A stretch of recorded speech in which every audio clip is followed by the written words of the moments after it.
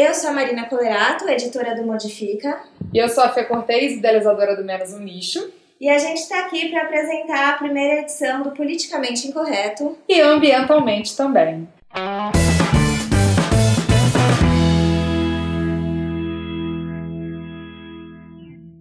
Bom, esse podcast veio para tratar dos temas que tangem política e meio ambiente. Todo mês a gente vai se reunir e conversar sobre as principais manchetes dentro desse escopo e como e o que a gente pode fazer para mudar a situação. Exatamente, aquela parte que a gente pensa, e o que eu tenho a ver com isso? Pois é, você tem muito a ver com isso. Na verdade, começando pensando que essas pessoas que estão aí na política, elas não entraram ali vindas de uma nave espacial. Na verdade, elas até vêm de uma nave espacial, porque a gente não consegue entender de que planeta elas vêm muitas vezes. Mas alguém votou pro coleguinha ocupar aquela cadeira. Ou alguém votou em alguém que indicou aquele coleguinha para ocupar a cadeira. E muitas vezes essa cadeira tá fudendo o rolê. Exatamente. E nada mais justo do que a gente que está falando sobre meio ambiente e acontecimentos e o que a gente pode fazer no nosso dia a dia, trazer esse tema para vocês e trazer vocês cada vez mais perto da política, trazer a gente mesmo mais perto da política e entender como é que a gente pode atuar nessa dimensão que parece uma outra dimensão. E na verdade é tão próximo, né, Mari? Porque a gente esquece que tudo que a gente faz hoje é um ato político. Consumir é um ato político, o que a gente posta nas redes sociais é um ato político. Por quê? Porque a política é a maneira como a gente se organiza como sociedade. A política é a gente definir o que a gente quer como sociedade. Tanto no microcosmos, que é a nossa casa, o nosso prédio, o nosso condomínio, o nosso bairro, quanto no macrocosmos, que é o país e, em última instância, o mundo, com outros fóruns, mas que também discutem politicamente o que a gente quer ver florescer e o que a gente quer ver acabar. Então, na verdade, tudo é uma decisão política. Tudo que a gente faz é político, muito além do nosso voto, né? Exatamente. E eu acho que o que a gente não faz, às vezes, resulta em votos que a gente não queria. Esse que é o problema. Eu acho que quando a gente não olha, não presta muita atenção, ou escolhe de qualquer jeito, ou escolhe iludido, ou escolhe zumbi, ou escolhe acreditando que o que político fala tem algum grau de verdade, né? A gente tem que lembrar. Político, o que ele faz na maioria das vezes? Cria uma história maravilhosa para você acreditar naquilo que ele está falando, ele fala o que você quer ouvir para depois fazer o que ele quer fazer. Então é isso que a gente tem visto acontecer não só no Brasil, a gente tem visto acontecer em vários lugares do mundo, né? E a gente vive hoje um governo que acabou de entrar e que já apresenta uma série de problemas e que já vive uma grave crise política. E não só no nível nacional, né? A gente pode falar que no estado de São Paulo mesmo, a gente também já começou a ver uma série de políticas indesejáveis ou pelo menos ambientalmente incorretas, digamos assim, né? Indesejáveis se a gente for pensar num âmbito meramente como é que eu posso falar? Indesejáveis no sentido de quando a gente olha e analisa, vai ver que para a maior parte das pessoas vai dar ruim. Exatamente. Eu acho que a gente pode trazer o primeiro exemplo, a lei de isenção do ICMS assinada ainda em fevereiro pelo nosso atual e recém-eleito governador do estado, João Dória. O que é a lei de isenção, Fê? A gente estava aqui discutindo e tentando entender onde isso poderia ser de fato um benefício para a sociedade, para as pessoas, para o consumidor final, mas a gente realmente não conseguiu achar, porque no final das contas a diferença econômica, financeira, não vai ser percebida pelo consumidor. Pois é, na verdade o que acontece é o seguinte, esse projeto de lei, que é o projeto de lei 787/2017, ele dá fim à cobrança do ICMS dos produtos minimamente processados como frutas e legumes. O que é na prática? Esse projeto ele isenta do ICMS, que é o Imposto de Circulação de Mercadoria, os produtos que são os produtos, né, de alimentação que são minimamente processados.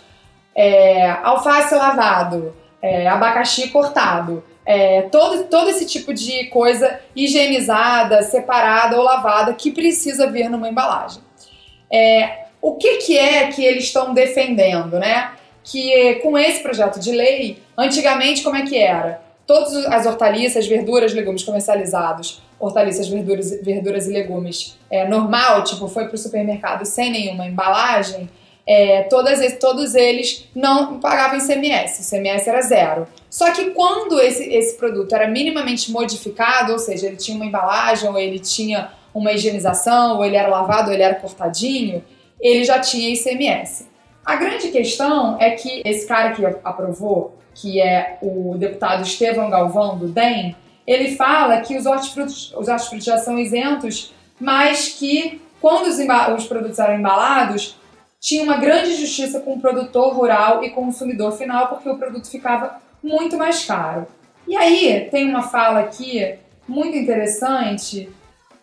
Eu acho que é engraçado, porque a gente estava lendo essa matéria do Estadão, que fala assim: o produtor e distribuidor Mário Takagai, da Takagai Hortaliças, que atende rede de supermercado da capital e da região de Rio Claro, nunca pagou ICMS pelas verduras embaladas. Ele disse não ter ideia se a formalização da isenção pode acarretar queda no preço ao consumidor. Vou esperar a orientação da associação. Então, quando a gente vê uma lei como essa, um projeto de lei como esse ser aprovado, que não diz nada claramente relacionado ao meio ambiente, ou seja, a gente vive hoje uma guerra mundial contra o plástico, né? Eu sou defensora da ONU na campanha Mares Limpos, que é uma campanha mundial para a gente diminuir o uso de plástico descartável no mundo. Aí a gente tem aí a União Europeia decretando leis que durante um período de 5 anos eles vão zerar ou diminuir muito tudo que for plástico descartável. Talher, copinho, todos esses canudinho, copinho, pratinho e embalagens de alimentos.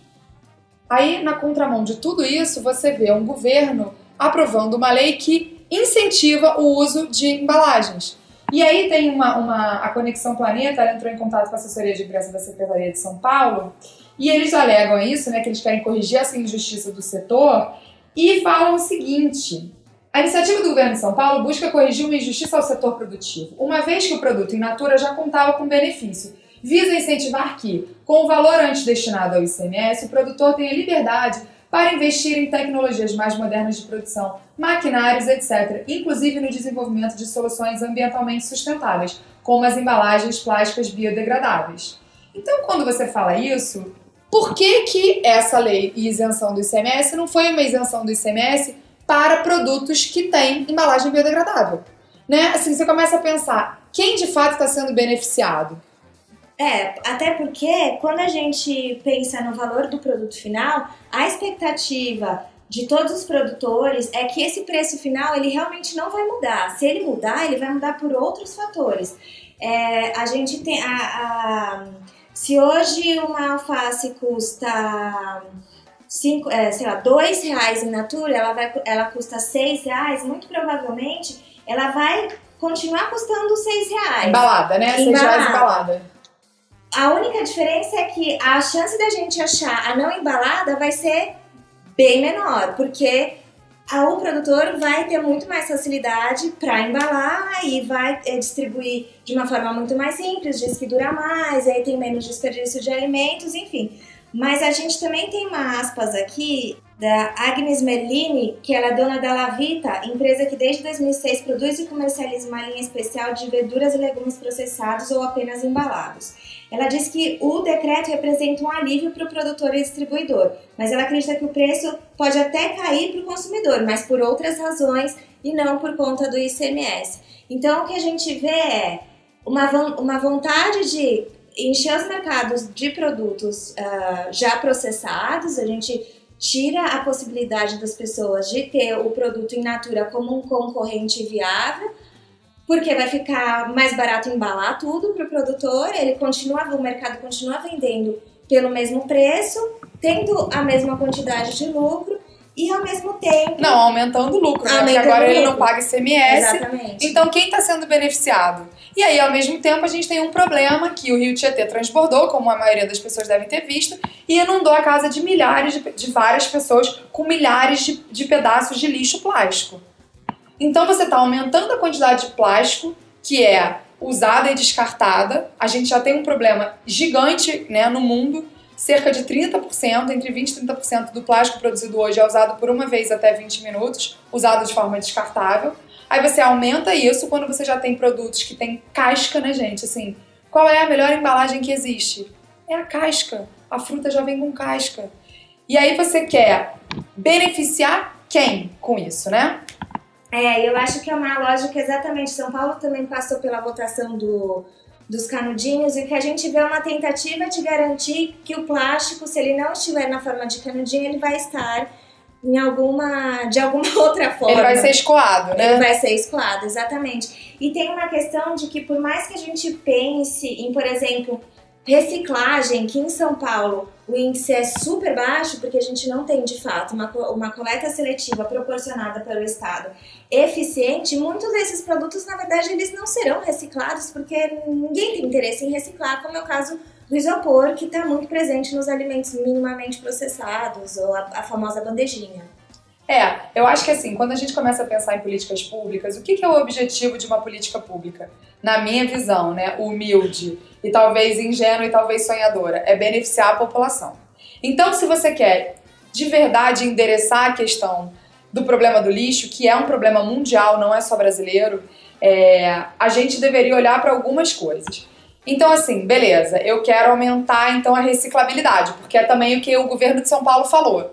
Você quer de verdade aumentar a reciclabilidade? Para de bitributar o plástico. Então, por que você tributa ele pagando todos os impostos quando ele sai da fábrica virgem e depois você tributa ele de novo igualzinho quando ele é reciclado? Está incentivando o quê? Ao invés de incentivar a hortaliça embalada em plástico, por que não incentiva tira o ICMS e o IPI do produto quando ele é reciclado? Você está querendo realmente enganar quem ou beneficiar quem? A quem interessa essa política pública? Porque se você, de fato, cria um incentivo ao produto reciclado, você faz com que o índice de reciclagem aumente, né? Porque a gente está vivendo no modelo capitalista. Você faz com que o índice de reciclagem aumente, você faz com que as próprias empresas trabalhem na logística reversa para elas terem insumo, para terem um produto de matéria-prima reciclada no mercado, e você cria condições econômicas favoráveis para essa indústria florescer. Se o governo de São Paulo está falando que o produtor vai investir em produtos, embalagens biodegradáveis, por que ele não isenta de ICMS só as embalagens que forem biodegradáveis? Porque, na verdade, não é isso, né? Exatamente. E aí também é um pouco do Estado lavando as mãos no que interessa, né? No sentido de que... porque quando a gente fala em política pública, a gente não fala só em proibir. Normalmente as pessoas têm uma ideia de que quando a gente fala em política pública, a gente está falando de proibição, mas política pública, na verdade, é uma série de políticas, ações que você coloca em prática de forma até mesmo sistêmica para elas conseguirem se conversar e realmente gerar um tipo de transformação, né? Então, a aposta é que o produtor vai se virar para ele ter a tecnologia e para ele dar um jeito. E não, então, junto com isso, a gente vai ter também uma política pública de reciclagem ou de materiais mais ambientalmente corretos. A gente só teve um braço. Ou um fundo de pesquisa, um braço do fundo de pesquisa, que a gente tem fundos de pesquisa federais e estaduais, que seja destinado a pesquisas que visem o desenvolvimento de embalagens comestíveis biodegradáveis. De embalagens de alimento, né, que sejam comestíveis ou biodegradáveis. Que você dissolve em água, que você...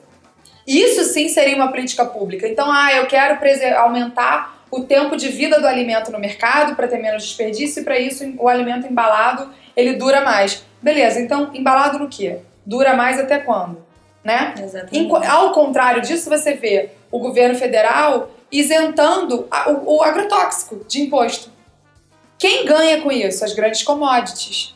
Quem perde com isso? Todo mundo. Porque a quantidade de doenças aumenta absurdamente. Porque a quantidade de dinheiro investido na saúde tem que aumentar, porque tem gente mais doente. Essas pessoas doentes vão para o serviço de saúde pública. E são doenças graves, muitas vezes, né? O agrotóxico é um dos grandes causadores do câncer. Então você isenta uma indústria que mundialmente é bilionária, que não precisa dessa isenção, para ela plantar commodity, desmatar a Amazônia para plantar commodity, desmatar o Cerrado para plantar commodity, envenenar o nosso solo, envenenar a nossa água, envenenar as pessoas, envenenar os animais. Para alugar essa terra por 5 anos, acabou a produtividade daquela terra, porque o agrotóxico esgota a terra, ela vai para outra, ela já desmatou, e a conta é dividida por todo mundo. Exatamente. Que é a mesma coisa que está acontecendo agora com essa história da política pública do saquinho, do embaladinho. Se quer fazer direito, eu acho legal pensar no desperdício do alimento. Mas vamos fazer esse benefício de ICMS repassado para o consumidor, e esse benefício só vai fazer sentido se a gente tiver também uma política pública de incentivo à produção de embalagens biodegradáveis. Porque senão fica parecendo para quem está olhando de fora que isso é mais uma jogada do lobby da indústria do plástico, que está vendo o seu produto ser cerceado de várias maneiras, dele conseguir prorrogar a sua vida útil. Exatamente. E daí também a gente pode até pensar, na verdade a gente pode até observar o quanto não é essa a preocupação de fato, né? Quando o próprio João Dória era prefeito de São Paulo, a gente tendo uma cidade que não tem uma coleta seletiva eficaz e que a maior parte da coleta seletiva é feita por catadores, o próprio João Dória começou a tirar os catadores dos seus pontos e diminuir a coleta seletiva feita pelos catadores. Então, preocupação nenhuma, na verdade, com esse sem dúvidas lixo que vai virar esse monte de embalagem dos alimentos processados, que no final das contas podem escapar no caminho do aterro, porque uma grande coisa que a indústria do plástico fala também é que o problema do plástico não é o fato dele existir, é o fato dele não ir para aterro, né? É uma coisa que eles falam, qualquer pessoa que você conversa é uma coisa que eles falam sempre, Eles né? sempre falam. E daí, como se a responsabilidade também não fosse deles. Exatamente. No pós-consumo, No pós-consumo. Aí o plástico, ele fica voando por aí e a culpa é da pessoa que comprou o plástico. É do vento. É do vento. A gente toca vento e o vento leva. O vento é uma coisa muito poderosa, gente. Olha. E daí, mesmo quando, se todo mundo tá super consciente, tá pegando aquele plástico, tá colocando no saquinho para ir para aterro, quem já foi para aterro e já viu lixo sendo queimado sabe que desespero que é você tirar da terra, destruir, poluir para usar o plástico durante um super curto período de tempo e depois você poluir um pouco mais na hora que você está fazendo a queima desse produto, né? Então não tem não tem linha de pensamento que justifique uma isenção de ICMS e que equipare os produtos in natura dos produtos processados. Não tem. E aí a gente volta para... E você que está ouvindo indignado, como a gente está indignada, o que você pode fazer? Você pode pressionar. Uma das coisas que mais funciona para reverter a política pública é a pressão. Então, se a gente... Assim, você mora em São Paulo, você é consumidor de produtos e você elegeu ou não esse governador, não importa, porque ele está posto, ele está aí. Então, isso independe, né, de você ter votado no amiguinho ou não ter votado no amiguinho. Você pode fazer uma pressão, você pode startar uma petição, você pode fazer um protesto, você pode conversar com as pessoas e juntos irem lá pressionar e juntar muita gente que esteja revoltada com isso. Porque eu acho que o grande problema do brasileiro é que ele se acomoda. Ele se acomoda porque talvez ele nunca tenha entendido o poder que ele tem na mão. E assim, a gente viu acontecer uma coisa bem curiosa no Rio de Janeiro, na lei do canudo, né? A gente conseguiu aprovar o banimento do canudo, que foi uma grande vitória. E aí a Firjan entrou com um lobby com outro vereador, a Firjan junto com a indústria do plástico, né? Com outro vereador e a Associação de Bares e Hotéis entraram com um lobby para um outro vereador aprovar de novo uma lei que permitia canudinhos recicláveis. Só que é o que você falou, todo canudinho, teoricamente, é reciclável, porque o plástico é reciclável, aquele tipo de plástico. Só que na prática ele não é reciclado, a reciclabilidade é próxima de zero, porque para ser reciclado existe uma questão que é o valor econômico. Então, quando a gente descobriu que isso ia acontecer, o grupo de pessoas que tinha se articulado, né, uma mobilização de milhares de pessoas que tinham se articulado, querendo o banimento do canudo, se articulou e aí conseguiu, pela pressão da mídia, das pessoas, da presença na Assembleia Pública, mudar totalmente esse projeto de lei, esse segundo, e fazer com que o projeto de lei fosse manter canudos que não pudessem nem ser o óxido biodegradável, que é outro crime ambiental, mas a gente fala sobre isso depois, e que estava querendo se infiltrar, e que fossem de fato que não fossem de maneira nenhuma de plástico, porque o plástico não é biodegradável, então fossem de materiais de outras fontes. E aí a gente mostra que a gente tem poder. Então essa outra lei ela foi modificada para ser votada. Então assim, você que está aí ouvindo, você tem muito poder na mão, porque você pode organizar isso, você pode organizar um mutirão, um protesto, uma plataforma, uma panela de pressão. Existem sites hoje para colher assinatura. e levar isso pra mídia e falar e se articular, né? E você pode até mesmo estreitar relacionamento com alguns vereadores e com alguns deputados estaduais que têm um acesso um pouco mais fácil do que o próprio governo do estado, mas que eles estão lá também, até mesmo se a gente for pensar em deputados e vereadores de oposição do governo atual, para fazer com que essas coisas sejam também barradas na hora da aprovação nas assembleias, né? Ou câmaras. Agora tem um outro projeto de lei, porque o que acontece com isso? O deputado, não vamos esquecer que ele foi eleito para representar a gente, então ele tem que receber a população, porque você votou nele, e mesmo que você não tenha votado, é aquilo que eu falo. A pessoa está lá, o coleguinha está lá, quem paga o salário dele somos nós, com o nosso dinheiro sofrido do pagamento de impostos, então é bem bom a gente lembrar isso. Então ele tem obrigação de receber a gente. Então, quando a gente procura os deputados para propor isso e para propor um projeto de lei como esse, para anular esse projeto de lei ou para incentivar, né, a criação de um fundo ou de isenção de materiais biodegradáveis de verdade, que aí não é o greenwash, né, a gente tem que falar do de verdade, a gente consegue aprovar uma outra lei. Então, aí que entra a nossa participação na política, né? Que ela deve ser muito maior. Se a gente começar, de fato, a pressionar e entender o nosso poder, a gente vai ver como a gente muda o mundo. E a gente, de fato, muda o mundo. Pode ser uma pequena coisa e pode ser uma grande, como um projeto de lei como esse. Exatamente. E lembrar exatamente, é muito importante lembrar que a gente tem esse canal, né? E é o momento de aproveitar das oposições. Muito provavelmente, deputados e vereadores da oposição não vão pensar duas vezes antes de criar projetos de lei que vão beneficiar a questão de meio ambiente, que a gente tanto está precisando agora, e até como uma forma de peitar o governo opositor que está lá, né? Então eu acho que às vezes a gente esquece dessa lógica, mas ela é muito importante, é o que você falou, ela é um canal de contato que, se a gente não entende nada, a gente pode começar a tatear e saber e perguntar para quem entende. Eu acho que também tem um poder no coletivo, de se juntar em coletivos ou de se aproximar de quem já está próximo também do que a gente chama dessa política institucional.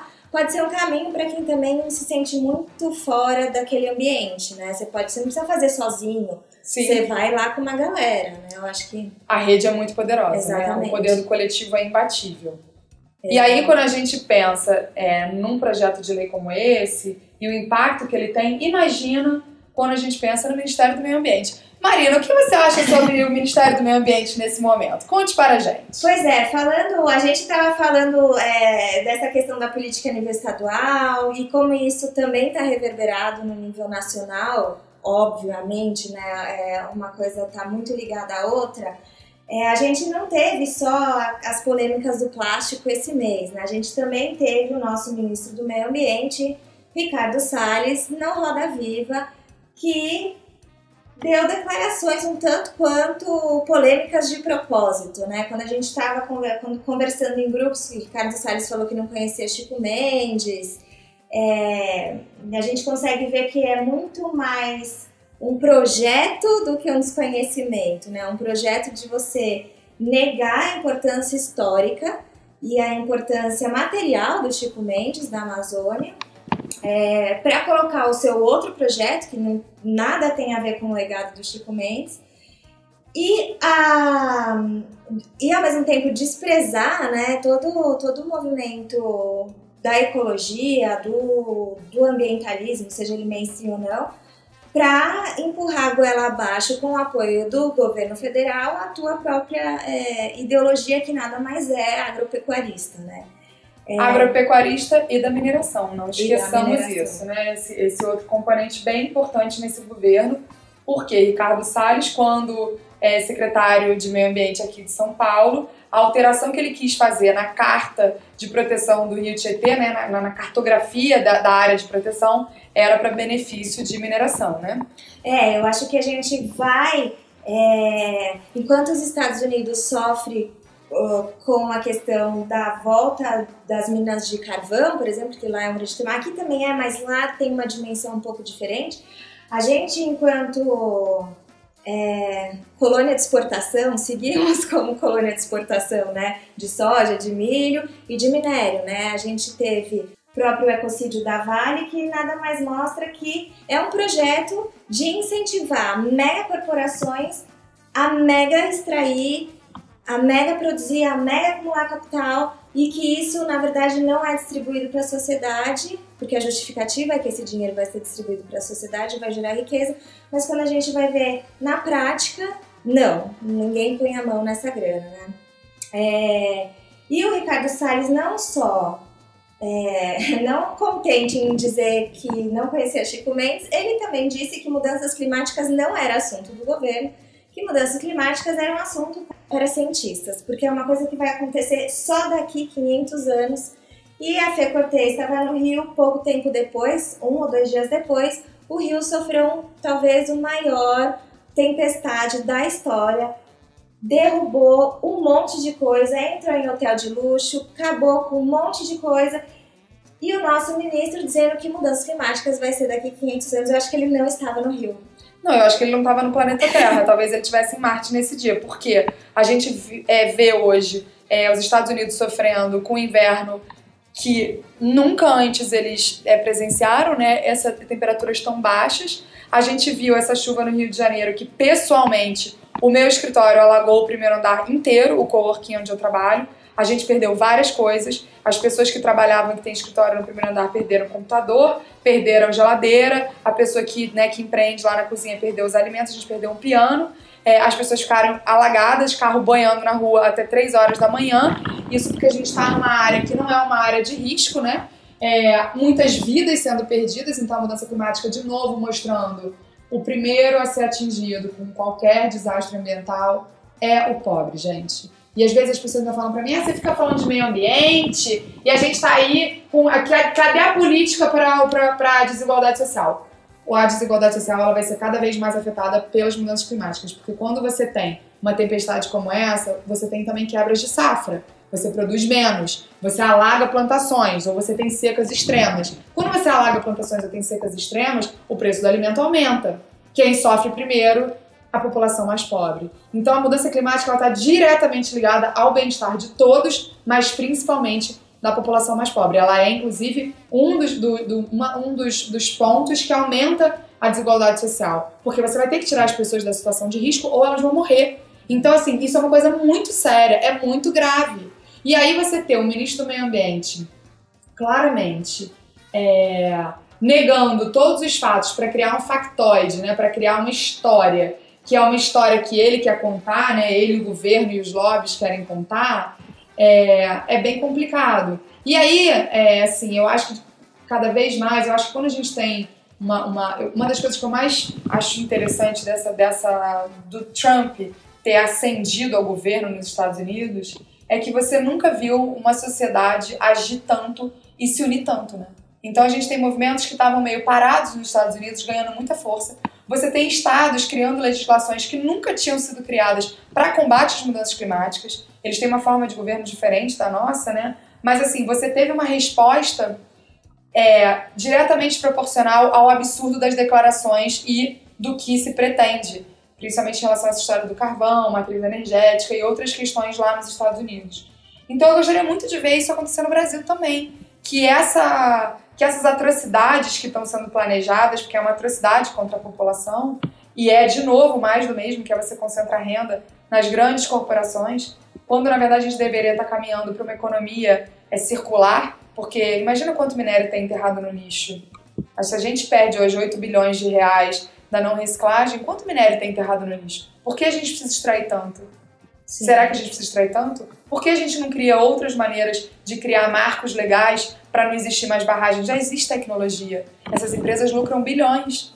Então, qual é a real estratégia? Eu acho que é um momento da gente se juntar e é um momento da gente usar de verdade a nossa força, né? E é um momento da gente se interessar por ouvir a verdade sobre as coisas e os lados sobre as coisas. Eu acho que a gente viu, talvez a pior coisa da eleição, dessas últimas eleições, foi a polarização da população. Porque enquanto a esquerda briga com a direita, porque, gente, assim, entende uma coisa, quando eles sentam lá, Não tem esquerda, não tem direita, todo mundo quer fazer acordo. É sujo o jogo. Um quer dar cargo pro outro, sabe? A gente fica aqui defendendo um, defendendo o outro. Quando chega lá, eles estão cagando pra gente, sabe?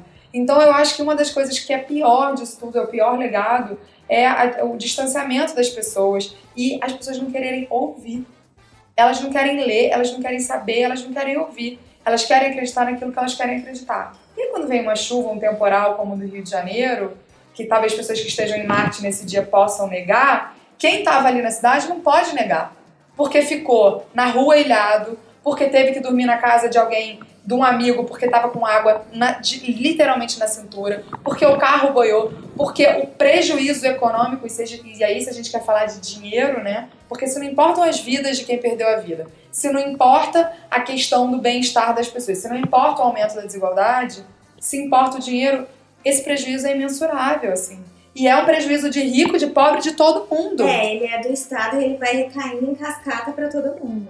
Porque se você tem um mega prejuízo no Estado, de novo, quem paga essa conta? A gente. Então a gente vai pagar no Estado e na pessoa física. Porque a pessoa que perdeu o carro vai pagar no Estado e na pessoa física. Exatamente. Então é muito sério quando você tem um ministro do meio ambiente dando esse tipo de declaração. E querendo abafar ou ridicularizar o trabalho de uma pessoa que é reconhecida pela ONU como um grande nome, né, no ativismo e na preservação ambiental. E aí eu acho que a gente volta, Mari, para um ponto que cada vez mais é difícil da gente dissociar, né? O meio ambiente é a gente. Meio ambiente não tá lá, meio ambiente não é a Amazônia, gente. Assim, também é a Amazônia. Se a gente continuar destruindo a Amazônia, não vai chover em São Paulo. Se a gente achou a seca de São Paulo puxada, se prepara porque vai piorar ainda mais. Mudança climática é a mesma coisa. Meio ambiente é como a gente se relaciona com o lugar que a gente vive. E aí é pensar como a gente quer se relacionar, porque cada vez que a gente faz previsões em relação às mudanças climáticas, essas previsões elas eram distantes. A gente já está vendo isso acontecer agora. Não dá mais para negar. E aquecimento global não é só o planeta ficar mais quente, é ele ter oscilações de temperatura mais extremas. Então você tem um inverno mais rigoroso, porque o Trump fez um dia uma piada, como é que é mudança, como é que é aquecimento global se está mais frio? É justamente ele sabe muito bem o que ele está falando, e ele quer plantar uma inverdade nas pessoas que são ignorantes, que não tiveram acesso ainda àquela informação, né? Que ignoram com profundidade aquilo que está sendo dito. Então, eu acho que é um momento da gente que está entendendo o que está acontecendo, né? Que tem acesso à informação. E se você está ouvindo esse podcast até esse momento, é porque você está entendendo e quer ter acesso à informação.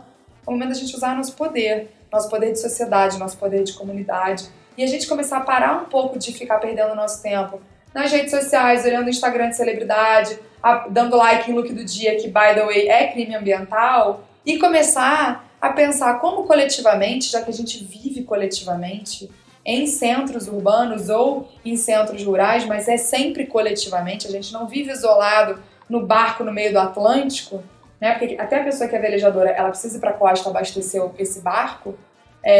Como é que a gente de fato cria um planeta, uma cidade, um microcosmos, um bairro, um condomínio que a gente quer viver.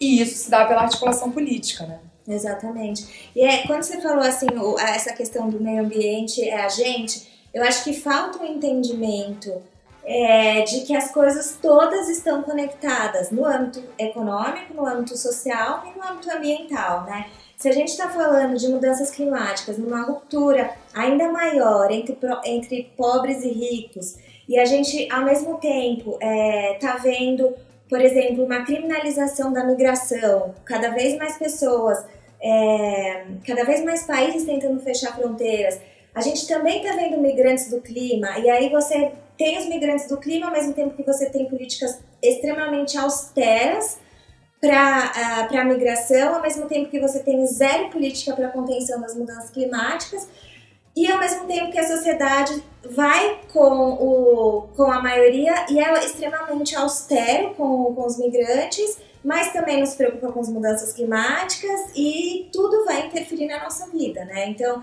seja a enchente que vai bater porque o lixo chegou até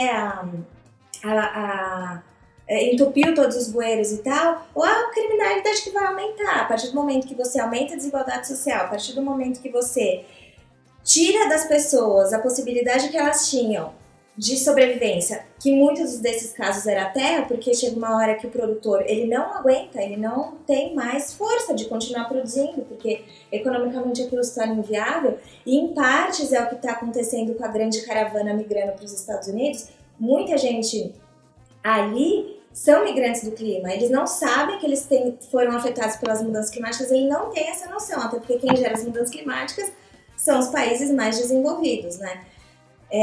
Mas eles estão migrando por isso. E aí, quando você chega no país, e aí você tem uma política austera que criminaliza, que joga essas pessoas à margem, depois não tem como a gente reclamar do aumento da criminalidade ou do assalto e achar que o assunto sai construir presídio, por exemplo. Então tá tudo muito conectado. O meio ambiente, ele é essa coisa que é a Amazônia, que é o lixo, que é a sociedade, que é a desigualdade, que é a violência, que no fim o caos, inevitavelmente, ele leva à violência, né? Então, a gente tem que ter essa mentalidade até para entender também quais políticas a gente vai apoiar em todas as esferas, que fogem também das políticas ambientais, né? E vão para políticas de contenção de violência. Mas de que violência a gente está falando? Por que ela está acontecendo? Então, ter essa mentalidade é muito importante e entender que sim, o coletivo tem muita força. Chegar em grupos, se aproximar de ONGs, igual você falou. Cara, agora, na onda de criminalização de ONG, é um momento muito importante, porque as pessoas também têm uma visão de que ONG serve só para pegar dinheiro do governo, né? Quando, na verdade, a gente vê uma quantidade cada vez maior de ONGs se formando, ONGs pequenas e ONGs que têm atuação muito importante, que dependem muito mais da doação das outras pessoas físicas do que do governo. Então, ter esse entendimento também é muito importante no atuar politicamente, né? Porque muitas vezes essas ONGs vão ser os órgãos, né, não oficiais que vão juntar as pessoas, por exemplo, para pressionar politicamente para uma lei não ser aprovada. Exatamente. Porque aí você pensa, mas eu tô muito ocupado, eu trabalho pra caramba, eu tenho a minha vida que é corrida, eu não tenho como organizar uma petição online. Tudo bem, apoie uma ONG, doam uma parte do seu dinheiro, pode ser qualquer valor, pode ser qualquer doação, mas apoie essa ONG que vai reflorestar, essa ONG que vai bater, né, e que vai exigir outras políticas públicas, essa ONG que vai contra o uso de agrotóxicos, essa ONG que vai preservar a vida, porque a gente vê muitas vezes uma inversão que hoje os movimentos de preservação da vida, no geral, eles estão agora sendo feitos pelas organizações não governamentais, pelas empresas que a gente chama agora de 2.5, que são negócios de impacto, né? O Menos um Lixo, por exemplo, é um negócio de impacto. Ele existe, ele dá lucro, né? Ele é um negócio, mas ele existe para resolver um problema socioambiental, que é a questão do lixo que está relacionado ao nosso consumo, que está relacionado aos nossos valores, né? É uma plataforma de educação ambiental. Mas é um negócio. Como o Menos um Lixo, existem outros negócios que são ativistas, negócios que ajudam a pressionar. Então a gente vai ter que ver cada vez mais esse tripé fortalecido, que é a nova política, né? As empresas se juntando com as organizações não governamentais, se juntando com a sociedade civil para juntas construírem aquele mundo que a gente quer viver. E dando as mãos mesmo, porque às vezes a gente pensa, eu não consigo fazer sozinho. E não vai ser sozinho. Só que com quem eu posso me associar? Doar para uma ONG nesse momento é um ato muito importante, porque muitas vezes vão ser elas que vão puxar essa mudança que a gente quer ver acontecer. Né? Exatamente. E quando você pega alguém falando... porque ONG isso ou ONG aquilo, entender também por que as pessoas estão falando aquilo, da onde surgiu isso, e de fato sim, algumas ONGs muito grandes ganham esse caráter corrupto, e acontece mesmo, porque, enfim, pessoas, mas a gente não pode generalizar e dizer que é tudo isso, porque não é. E são elas que estão muito prontas para se organizar, exatamente o que você falou, elas vivem para se organizar, e exatamente para barrar ou articular ou fazer acontecer determinadas coisas em prol da sociedade. Então, na hora que a gente ter esse diálogo também é muito importante, né? Quando a gente fala de o seu posicionamento na internet, ele também pode ser político. Político não quer dizer você ficar debatendo entre defender direita ou esquerda, mas está muito relacionado a projetos ou coisas que você realmente acredita, né? Um projeto de sociedade que para você faz sentido. E você vai levando isso para as pessoas, porque todos somos influenciadores também, né? A gente não precisa ter 100 mil seguidores, 50 mil seguidores. Todos nós temos o nosso poder de influência dentro do nosso microcosmos. Então, É importante ter essa conscientização e aí, a partir do momento que você vai, você leva mais pessoas junto. E aí você fortalece essa rede do bem e essa articulação que vai fazer com que a gente reverta essa história, né? E, de fato, a gente tem muito poder. A gente só precisa entender esse poder e não cair nas armadilhas do medo, da paralisia, do ódio, da ira, de ficar olhando a fumaça enquanto um tá jogando um contra o outro, que é o que você falou muito, né? Do discurso do Ricardo Salles. A gente tá olhando a fumaça acontecendo aqui porque eles estão querendo disfarçar o que tá passando ali. Então não vamos cair no medo, não vamos cair no ódio, porque hoje o maior instrumento de manipulação da sociedade é o medo, é o ódio. E aí a gente está falando de você ter medo de uma coisa e aprovar uma coisa que você não aprovaria se você não tivesse medo, né? E você está falando de, na vibração planetária, quanticamente, né? Na física quântica, o quanto aquele medo faz com que a gente construa uma sociedade que não vai dar certo. Exatamente. Baseada nas coisas erradas. Então, eu acho que a gente tem muito poder, inclusive vibracional, porque todos somos feitos de energia, né? Assim, a gente é energia, vibracional, de coletivamente, se a gente vibra junto, se a gente sonha junto essa sociedade próspera, essa sociedade amorosa, essa sociedade mais igualitária, a gente também faz a nossa ação ativa, né? Conversar com os políticos, se articular entre grupos, apoiar ONGs e essas coisas que a gente falou, mas a gente também vibrando isso, pensando nisso, sonhando isso, imaginando isso, a gente já contribui para a gente transformar nos dois níveis, no nível da matéria e no nível energético, para que a gente viva numa sociedade melhor para todo mundo, né? De bem-estar, né? Como você estava falando. Exatamente. Se a gente for pensar, é muito importante ter isso em mente, assim, porque eu acredito que o caos político que se resultou em caos econômico, ele pode ser fabricado porque ele gera medo nas pessoas. E aí, com medo, você começa o Estado tem poder de aprovar coisas que ele bem entende, né? Que isso está um pouco relacionado com a doutrina do choque, né? Quando você tem uma grande catástrofe, tá todo mundo apavorado, você chega ali implementando um projeto de sociedade que ninguém quer, mas todo mundo vai aceitar porque tá todo mundo com medo, enfim. E aí esse medo vai criando também, vai nos afastando da coletividade, porque você vai ficando mais fechado, mais inseguro, mais na sua bolha, e isso realmente não vai promover mudanças, porque se a gente precisa promover mudanças no coletivo e se a gente se fechar cada vez mais, o projeto que vai passar é o projeto que a gente está vendo acontecer, né? Que não está beneficiando o coletivo, né, gente? Exatamente. Não é ninguém, porque tem gente que está sendo beneficiada assim. Vamos falar aqui em português bem claro. Mas não está beneficiando a coletividade. A maioria das pessoas. Exatamente. Bom, é isso. A gente volta no mês que vem com mais Politicamente Incorreto. Gente, esse foi o nosso primeiro podcast, então é muito importante ouvir de vocês o que vocês gostaram, o que vocês não gostaram, se vocês têm crítica, sugestão, elogio, se querem compartilhar com outras pessoas, fiquem à vontade, é super importante essa informação, né? Essa reflexão chegar em mais pessoas. Se você concorda ou se você não concorda, reflete sobre o que a gente está falando. A gente não tem a verdade absoluta. O que a gente quer trazer aqui é uma reflexão. Esse podcast é para a gente trazer uma reflexão de como a gente pode junto construir uma sociedade melhor. Então, se você também tem outras ideias, projetos que você fez que deram certo, articulações que você está fazendo, é super importante compartilhar para a gente poder ter inspiração também, projetos positivos que a gente possa falar para inspirarem outras pessoas a entenderem o poder delas. Eu sempre falo, eu comecei o Menos um Lixo com o meu copinho, sozinha, fazendo porque eu acreditava. Hoje é um grande movimento que tem mais de 300 mil seguidores nas redes sociais. Olha o poder do indivíduo e do coletivo juntos. Assim, é muito legal, é muito forte, né, Mari? Precisa do indivíduo para começar, não é isso? Exatamente. Não tem, também as coisas não vão começar assim do tapete, eles vão começar da gente. O indivíduo ele é muito crucial nessa discussão porque ele precisa... É a faísca. Ele vai ser a faísca, né? Todos os links das matérias, das reportagens que a gente falou aqui vai ficar no corpo do texto, então para quem quiser ler, tirar dúvidas, ou até mesmo entender melhor, é só acessar e a gente volta no mês que vem. Se vocês quiserem seguir a gente, meu Instagram é @fecortez com Z e @menos um lixo, um numeral, e o da Mari é @modifica. E @MarinaColerato. Marina Colerato. 2 T's ou 2 L's, Mari? Não, normal.